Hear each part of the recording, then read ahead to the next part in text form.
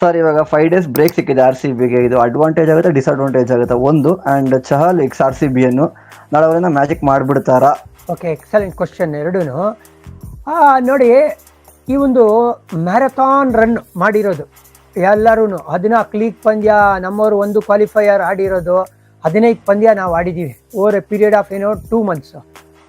ನಮಗೆ ಒಂದು 4 ದಿವಸ ಬ್ರೇಕ್ ಸಿಕ್ಕಿದೆ. ಅಟ್ಲೀಸ್ಟು ನೋಡಿ, ಕ್ರಿಕೆಟಲ್ಲಿ ನಾವು ಫಿಟ್ನೆಸ್ ಎಷ್ಟು ಮುಖ್ಯ ಅಂತ ಮಾತಾಡ್ತೀವಲ್ಲ, ರಿಕವರಿ ಕೂಡ ಅಷ್ಟೇ ಮುಖ್ಯ. ನೀವು ರಿಕವರ್ ಆಗಿಲ್ಲ, ಮೊದಲು ಸ್ವಲ್ಪ ಸ್ಟೋರ್ ಆಗಿದೆ ಅಂದರೆ ಇಂಜುರಿ ಆಗೋ ಸಾಧ್ಯತೆಗಳು ಜಾಸ್ತಿ ಇರುತ್ತೆ. ಅದಕ್ಕೋಸ್ಕರ IPL ಅನ್ನೋ ಒಂದು ಬಿಗ್ ಟೂರ್ನಮೆಂಟಲ್ಲಿ ಸುಮಾರು ಜನ ಇಂಜುರಿಗಳಾಗೋದು ನಾವು ಪದೇ ಪದೇ ನೋಡ್ತಾ ಇರ್ತೀವಿ. ಇದು ಖಂಡಿತವಾಗ್ಲೂ RCBಗೆ ಒಂದು ಅನುಕೂಲ ಮಾಡಿಕೊಟ್ಟಿದೆ, ಸ್ವಲ್ಪ ರಿಲ್ಯಾಕ್ಸ್ ಆಗೋಕ್ಕೆ, ರಿಜುವಿನೇಟ್ ಆಗೋಕ್ಕೆ, ಆಮೇಲೆ ಫುಲ್ ಎನರ್ಜಿಯಿಂದ ರೀಚಾರ್ಜ್ ಆಗಿ ವಾಪಸ್ ಬರೋದಕ್ಕೆ. ಆ ರೆಸ್ಟು ಭಾಳ ಇಂಪಾರ್ಟೆಂಟ್ ಆಗುತ್ತೆ. ಓಕೆನಾ? ಪಂಜಾಬ್ ಅವ್ರಿಗೆ ಏನಪ್ಪ ಅಂತ ಹೇಳಿದ್ರೆ ಗ್ಯಾಪ್ ಇಲ್ಲ ಅಷ್ಟೊಂದು.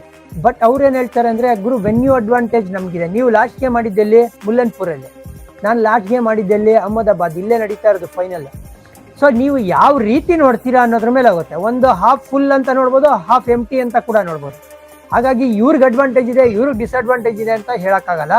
ಅವ್ರದ್ದೇ ಆದಂಥ ಒಂದು ಅಡ್ವಾಂಟೇಜು ಇದ್ದೇ ಇರುತ್ತೆ, ಅವ್ರು ಅದನ್ನು ನೋಡ್ಬೇಕಾಗುತ್ತೆ. ಅದೇ ಚಹಲ್ ಏನಾದರೂ ಥ್ರೆಟ್ ಆಗ್ತಾರೆ ಆರ್ ಸಿ ಬಿಗೆ ನಾಳೆ? ಚಹಲ್ಲು ನಂಬರ್ಸ್ ಅಗೇನ್ಸ್ಟ್ ವಿರಾಟ್ ಏನಂತ ಅದ್ಭುತ ಗ್ರೇಟ್ ಏನಿಲ್ಲ, ಒಂದು ಬಾರಿ ಏನೋ ಔಟ್ ಮಾಡಿದ್ದಾರೆ.